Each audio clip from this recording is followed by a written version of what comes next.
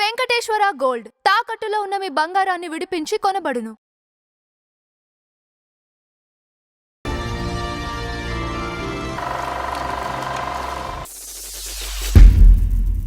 నమస్కారం నమ్మ హరిచంద్రరావు గారు. నమస్కారం అంజుబాబు గారు. సో ఈరోజు మన ఫ్లాష్ బ్యాక్ లో ఒక విలక్షణ నటుడు, అవును, రక్త కన్నీరు నాగభూషణం గారు. Very good. Okay. So Nagabhushanam గారిని విలక్షణ నటుడు అని ఎందుకు అనాల్సి వచ్చింది? ఎందుకు అనాల్సి వచ్చిందంటే మన తెలుగు చిత్ర పరిశ్రమలో విలక్షణ నటుడు ఉన్నారు, విలక్షణ నటీమణి ఉన్నారు. విలక్షణ నటీమణి భానుమతి గారు, కరెక్ట్. విలక్షణ నటుడు నాగభూషణ గారు. ఎందుకంటే వాళ్ళు డైలాగుల్ని విలక్షణంగా చెప్తారు, దానికి లక్ష్యాన్ని చేకూరుస్తారు ఆ సినిమాకి. వాళ్ళ వల్ల సినిమాలు సక్సెస్ అయినవి ఉన్నాయి. భానుమతి గారు కూడా అంతే. ఏం చేద్దంటే వాళ్ళు రైటర్స్ చెప్పిన డైలాగులతో బేస్ అవరు. వాళ్ళంతటా వాళ్ళు ఓన్ చేసుకుని, కథని పాత్రను ఓన్ చేసుకుని, డైలాగులను కూడా ఓన్ చేసుకుని, సందర్భాన్ని బట్టి, సిచ్యువేషన్ బట్టి వాళ్ళు తమ డైలాగులు తామే రాసుకుని జనానికి ఏది నచ్చుతుందో అలాగ పలకటం వారి విలక్షణత్వం, వారి అలవాటు. Okay okay. అలాగా పిక్చర్లు సక్సెస్ చేసిన సందర్భాలు చాలా ఉన్నాయి. ఓకే. ఒక్క భానుమతి గారు నటీమణుల్లో, ఒక్క నాగభూషణం గారు నటుల్లో. ఈయన నెల్లూరు వాసి. నెల్లూరులో 1922లో జన్మించాడు. ఈయన ఒక పేద కుటుంబంలో కష్టపడి ఇంటర్మీడియట్ చదివాడు. అప్పట్లో బ్రిటిష్ టైంలోనే. అప్పుడు బ్రిటిష్ టైం కదా 1922 అంటే. 22 అంటే దాదాపుగా ఇంటర్మీడియట్ వరకు చదివారంటే 36, 37 వరకు ఆయన చదివి ఉంటాడు. చదివిన తర్వాత ఉద్యోగం కూడా వచ్చింది. ఒక రైల్వేలో ఉద్యోగం వచ్చింది. బ్రిటిష్ టైంలో రైల్వే ఉద్యోగం వచ్చింది. కానీ ఈయనకి నాటకాలంటే చిన్నప్పటి నుంచి ఇంట్రెస్ట్. నెల్లూరులో దాదాపుగా నాటకాలు ఆడేవాళ్ళు చాలామంది ఉన్నారనుకుంటాను. ఆయనకి నాటకాలంటే ఇంట్రెస్ట్ వచ్చింది. నాటకాలు ఆడుతూ ఉండేవాడు. ఈ తర్వాత ఏం చేసిందంటే ఆయన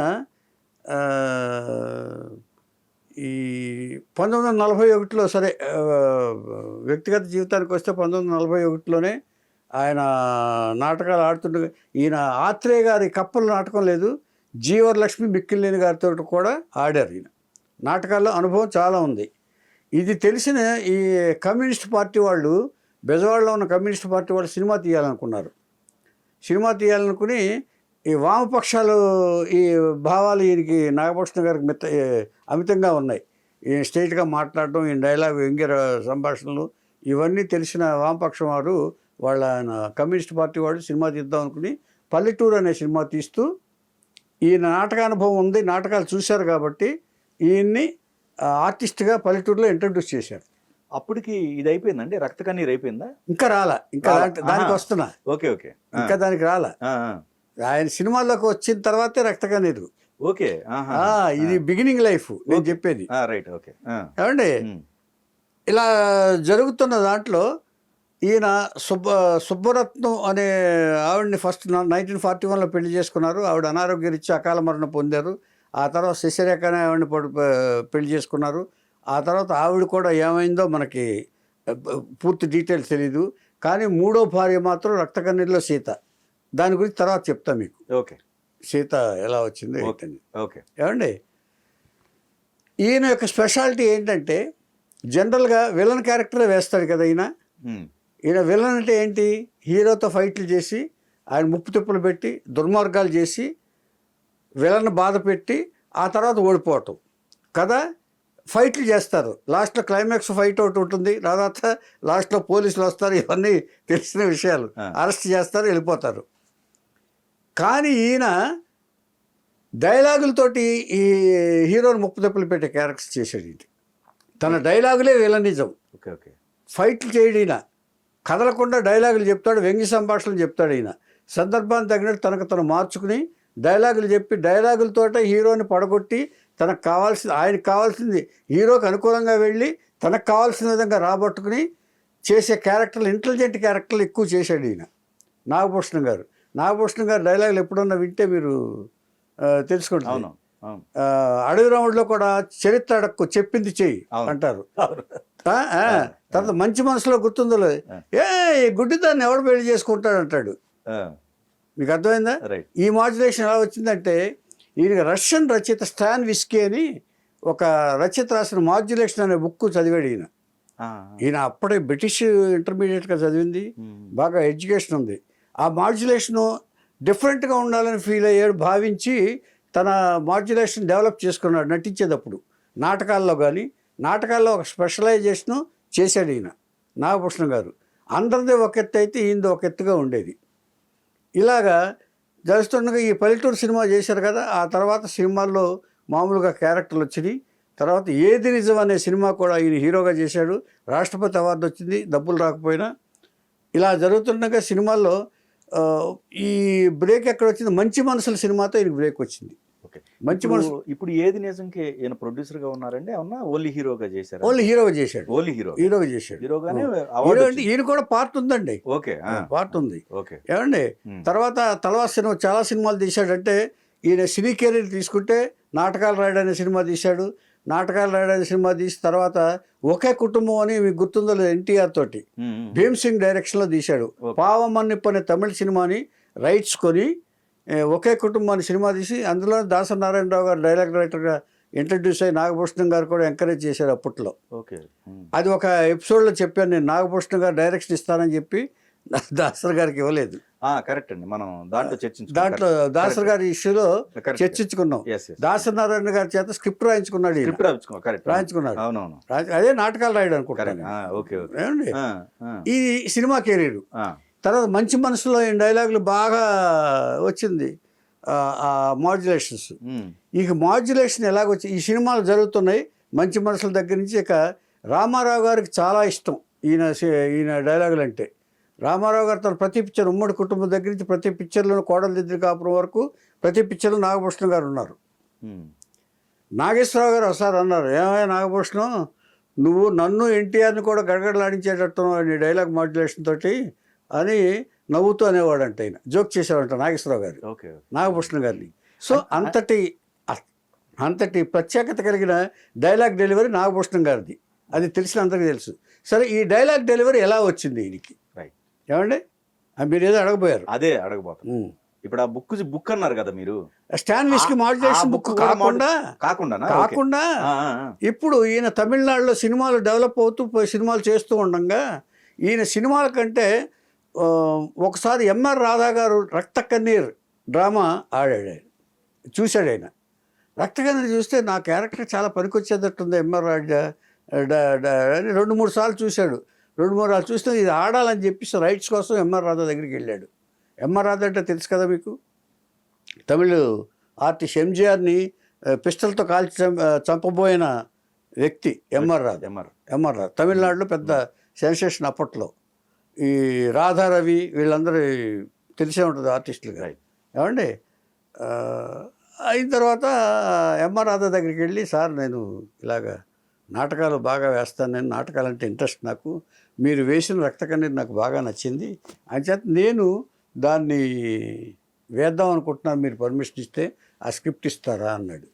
భలేవాడు నువ్వు, స్క్రిప్ట్ నా దగ్గర ఎక్కడ ఉంది, స్క్రిప్టు కాత్ అన్నాడు. కాత్ అంటే గాలి పోగు చేసి నేను మాట్లాడుతూ ఉంటానయ్యా, ఏ ఊళ్ళోకి వెళ్తే ఆ ఊరి సందర్భాన్ని బట్టి నేను డైలాగులు నేనే అప్పటికప్పుడు తయారు చేసుకుని చెప్తూ ఉంటాను, దీనికంటూ స్క్రిప్ట్ లేదు, ఎవరికి ఏది కావాలంటే. కాకపోతే పాయింట్ అంటే ఇది, వాడికి కుష్ఠరోగం వస్తుంది, అది వస్తుంది, ఇది తప్ప మిగతా అన్నీ నేను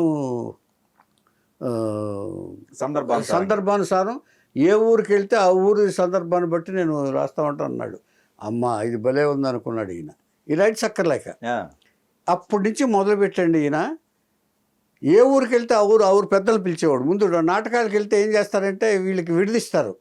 విడిదిచ్చినప్పుడు ఆ ఊరి సంగతులు తెలుసుకోవడానికి ఆ ఊళ్ళో ఎవరు ఇంపార్టెంటు, సమితి ప్రెసిడెంట్ కానీ, లేకపోతే పంచాయతీ ప్రెసిడెంట్ కానీ, లేకపోతే నాయకులు కానీ, లేకపోతే ఆ వీధిలో వాళ్ళు కానీ, వాళ్ళందరూ ఈ ఊళ్ళో సమస్యలు ఏమిటి, ఈ ఊళ్ళో రాజకీయ నాయకులు ఏంటి, రాజకీయం ఏమిటి, ఈ ఊళ్ళో సమస్యలు ఏమైనా ఉన్నాయా మీకు అని అవన్నీ స్టేజ్ మీద ప్రస్తావించేవాడు. ఈ ఊళ్ళో చెప్పింది పక్క ఊళ్ళో చెప్పేవాడు కాదు, ఈ షోలో చెప్పింది పక్క షోలో చెప్పేవాడు కాదు ఈయన. బాగుందండి. ఇలాగా ఆయన ప్రపంచ చరిత్రలో 5500 ప్రదర్శనలు ఇచ్చిన ఒకే వ్యక్తి నాగభూషణం గారు. ఇంకోటి దీంట్లో సోల్ ఒకటే కానీ మారిపోతా ఉంటారు. మార్పు అసలు పర్మనెంట్ సంబంధం కాదు కదా, అదే కాదు. ఈయన సినిమాలో కూడా అంతే, సినిమాలో కూడా అంతే. ఆ డైలాగులు కూడా తనకు తను రైటర్ రాసిన స్క్రిప్ట్ రాసేవాడు కాదు. మీ మీ కాన్సెప్ట్ ఏంటి అని తెలుసుకునేవాడు. తను డైలాగులు తనే చేసుకునేవాడు. భానుమతి గారు కూడా అంతే. ఒకసారి నేను చెప్పాను మీకు, తెలంగాణ స్క్రిప్ట్ ఇస్తే తల్లి క్యారెక్టర్ని వదిన క్యారెక్టర్ చేసి మట్టిలో మాణిక్యం. ఏమండి, అలాగా వీళ్ళిద్దరే బాగా డైలాగులకి బాగా ఇది. ఇప్పుడు అదే ఇంటి పేరు అయింది ఆయనకి, అదే రక్తవర్ణి నాగభూషణం. 5,500 ప్రదర్శనలు, అందులో సీత హీరోయిన్. ఓకే.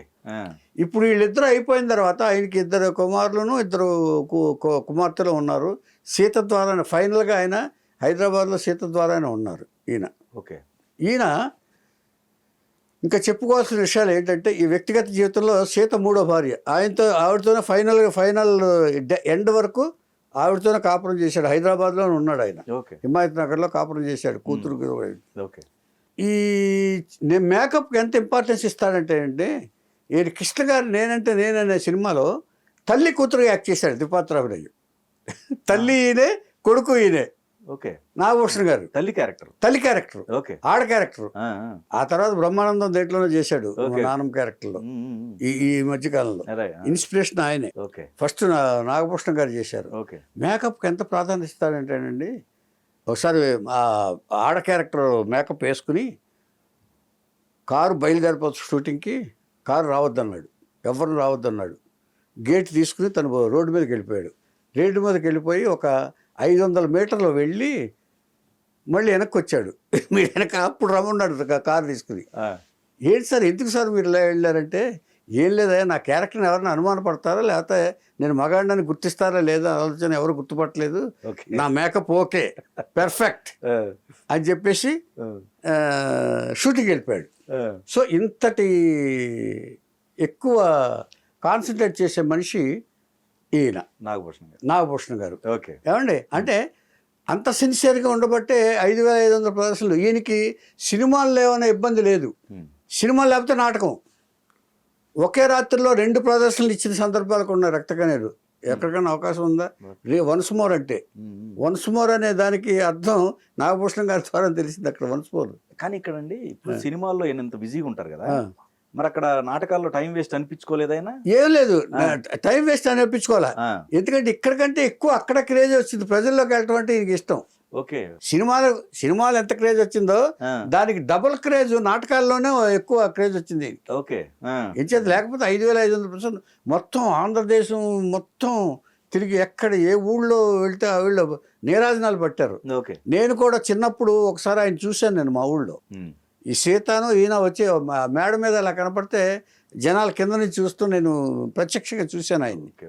ఎంత క్రేజీగా ఉండేవాళ్ళు అంటే, నాటకాలకి ఇంత ఇది ఉంటుందని ఆనాడు అనిపించలేదు, కానీ తర్వాత అనిపించింది నాకు. కొంచెం ఊహ తెలిసిన తర్వాత. ఏమండి, ఇట్లాంటి పరిస్థితుల్లో ఆయన సీతను 3వ పెళ్లి చేసుకున్నారు. తర్వాత వాళ్ళ కుమార్తె మీకు తెలుసో తెలీదో, కెమెరామెన్ మీరు తెలుసా మీకు? తెలుసండి. లవ్ మ్యారేజ్ చేసుకున్నాడు.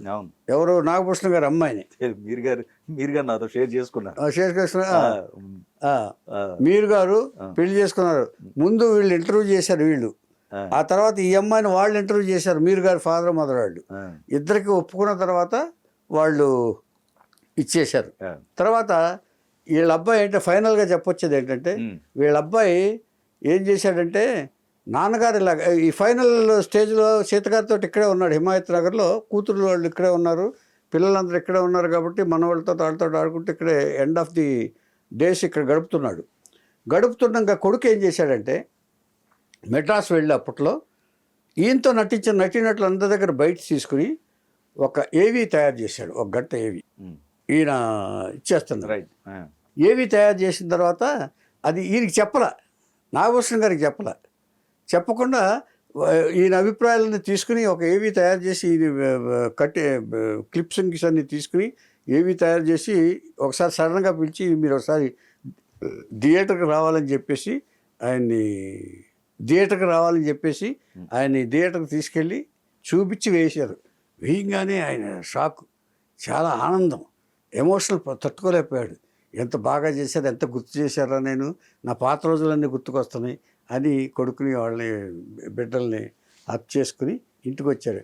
కానీ ఒకటే లోపం కనిపిస్తుందిరా నాకు, ఇన్ని ఉన్నాయి కానీ నేను వేసిన రక్తకన్నీరు నాటకం మీ అమ్మది నాది చేశాం కదా, ఆ క్లిప్పింగ్ లేదు, ఆ క్లిప్పింగ్ కూడా యాడ్ చేస్తే బాగుంటుంది అని చెప్పేసి ఆయన ఏం చేశారంటే, ఒక పని చేద్దాం, నేను మళ్ళీ మేకప్ వేసుకుంటాను, మీ అమ్మని కూడా అలా మేకప్ వేయించి తీసుకొస్తాను, డైలాగ్ చెప్తూ ఉంటాను, రేపు పొద్దున షూట్ చేయండి, మా ఇంట్లో పెట్టుకోండి అని చెప్పేసి ప్రోగ్రాం చెప్పి వెళ్ళాడు. చాలా ఆనందించాడు ఆయన. తన పిల్లలు అలా చేసినందుకు ఆయన ఏ తండ్రికైనా అంతకంటే గొప్ప ఏముంది. ఇచ్చేదంటే ఎంత గౌరవం పొందిన వ్యక్తి అంటే ఆయన. రామారావు గారు అయితే అది షూట్ చేసింది కూడా మీరు గారే చెప్తా, మీరు గారే మర్నాడు షూటింగ్ పెట్టుకున్నారు. షూటింగ్ పెట్టుకున్న తర్వాత ఈయన ఏం చేశాడంటే, రాత్రి ఇంటికి వచ్చాడు, ఆ ఎమోషనల్ ఎక్సైట్ అయ్యాడు, ఏమిటో కొంచెం అనీజినెస్ ఫీల్ అయ్యాడు. అనీజినెస్ ఫీల్ అయితే ఈయన ఏం చేశాడంటే, పక్క హాస్పిటల్కి ఈయన ఒక చారిటీ ఇది కూడా చేశాడు, ఒక అంబులెన్స్ దానం చేశాడు ఈయన పక్క హాస్పిటల్కి. ఈయన ఇంటికి దగ్గరలో ఉన్న హాస్పిటల్కి ఒక అంబులెన్స్ చేశాడు. అంబులెన్స్ పని లేనప్పుడు ఇక్కడే ఉంటుంది, వీళ్ళ ఇంట్లోనే ఉంటుంది పార్కింగ్. ఎప్పుడు కావాలంటే అప్పుడు 4 ఇళ్ళు అవతల హాస్పిటల్ అనుకోండి, ఎప్పుడు కావాలంటే అప్పుడు వచ్చేసి ఈ అంబులెన్స్లు తీసుకెళ్ళిపోతూ ఉంటారు హాస్పిటల్కి. అప్పట్లో అంత ఇది లేదేమో మరి ఒకళ్ళు. అందుకని ఈయన కొంచెం అనీజీ ఫీల్ అయిన తర్వాత అక్కడున్న వాళ్ళతో చెప్పి, కొంచెం నాకు బాగలేదు, హాస్పిటల్కి వెళ్ళాలి అని చెప్పేసి ఆయన తీసుకెళ్ళి అదే అంబులెన్స్లో, ఆయన దానం చేశారు కదా అంబులెన్స్, అదే ఇంట్లో ఉంది కదా, అదే అంబులెన్స్లో హాస్పిటల్కి వెళ్ళాడు. హాస్పిటల్కి వెళ్ళిన తర్వాత ఈ లోపల అందరికీ విషయం వచ్చిన తర్వాత హాస్పిటల్కి వెళ్ళారు. హాస్పిటల్కి వెళ్ళిన తర్వాత అలాగే చూస్తూ ఆ హార్ట్ అటాక్ తోటి ఆయన ప్రాణం పోయింది. షూటింగ్ జరగకుండానే పోయింది. అవును, ఇది మేరీ గారు కూడా నాతో షేర్ చేసుకున్నాం. సో అంచేత ఇది చివరి కోరిక తీరకుండా పోయింది. అంచేత ఇంతటి ఒక గలగల పారే సెలయేరు లాంటి నాగభూషణం గారు వీళ్ళందరినీ ఎందుకు సరించుకుంటామంటే, మనం పెద్దలందరినీ సంవత్సరకాలు ఎందుకు చేస్తామండి, ఏమండి సంవత్సరం పండగలు ఎందుకు చేస్తాం, పుట్టినరోజులు ఎందుకు చేస్తాం అండి. ఇంకోటండి, ఈ అప్పుడు ఉన్న క్యారెక్టర్ ఆర్టిస్టులు ఎవరైతే ఉన్నారో, ఇప్పుడు మన కొంతమంది చాలా పెద్ద పెద్ద క్యారెక్టర్ ఆర్టిస్టులు ఆ జాబితాలో చూసుకున్నప్పుడు ఈయన ఒక 10 మందిలో ఈయన ఒక మేజర్ గా చెప్పుకోవచ్చు. మేజర్ అంటే అసలు ఈయన ఒక సంవత్సరంలో 15 పిక్చర్లు 12 పిక్చర్లు కూడా చేసిన సందర్భాలు ఉన్నాయి. లేకపోతే ఇంకేదంటే ఈయన ప్లస్ పాయింట్ ఎక్కువగా సాంఘికాలు కదా, ఎక్కువ పౌండ్రక వాసుదేవుడు చేశారు కదా, కృష్ణుడు డూప్లికేట్ ఉంటారు చూసారు ఒక పురాణాల్లో, పౌండ్రక వాసుదేవుడు చూశాడు ఈయన. తర్వాత మోసగాళ్ళలో కామెడీ క్యారెక్టర్ చేశారు, అది ఇష్టం అంటాడు ఆయన. ఇంకోటి అండి, తుగ్లక్ క్యారెక్టర్ కూడా ఈయన చేసినట్టు. Correct, you are right. Tughlaq character కూడా ఈయన ఏది మోసం చేసేది హీరో మోసం చేసే క్యారెక్టర్, అదే అది కూడా చేశాడు. చాలా మంచి క్యారెక్టర్స్ ఉన్నాయి. తర్వాత ఈయన హీరో చేశాడు, ఆయన ప్రజానాయకుడు అనే సినిమా తీశాడు, ఆయన ఒకే కుటుంబం తీశాడు. ఈయన ప్రొడక్షన్ చేసినవి ఏమైనా ఉన్నాయండి? ఈయన ప్రొడక్షనే, మొత్తం నాటకాలు రాయడు.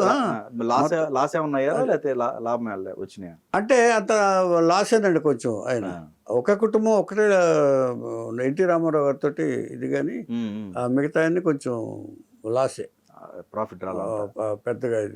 కాకపోతే ఫ్యామిలీ అందరినీ సెటిల్ చేశారండి. ఈ ఫైనాన్షియల్ ఇబ్బందులతో ఆయన ఏమి ప్రాబ్లం లేకుండానే ఆయన ప్రశాంతంగా రాయల్గా ఫ్యామిలీతో ఎంజాయ్ చేస్తూ, సీత లాస్ట్ వరకు ఆయనతోటే ఉంది. అంచేత నాగభూషణం గారు చరిత్ర ధన్యం లెక్క ప్రకారం చెప్పాలంటే. అంటే ఎన్ని సినిమాల్లో వేసినా ఆయన స్పెషాలిటీ ఎప్పటికీ తగ్గలేదు, తగ్గదు కూడా ఇప్పటికీ.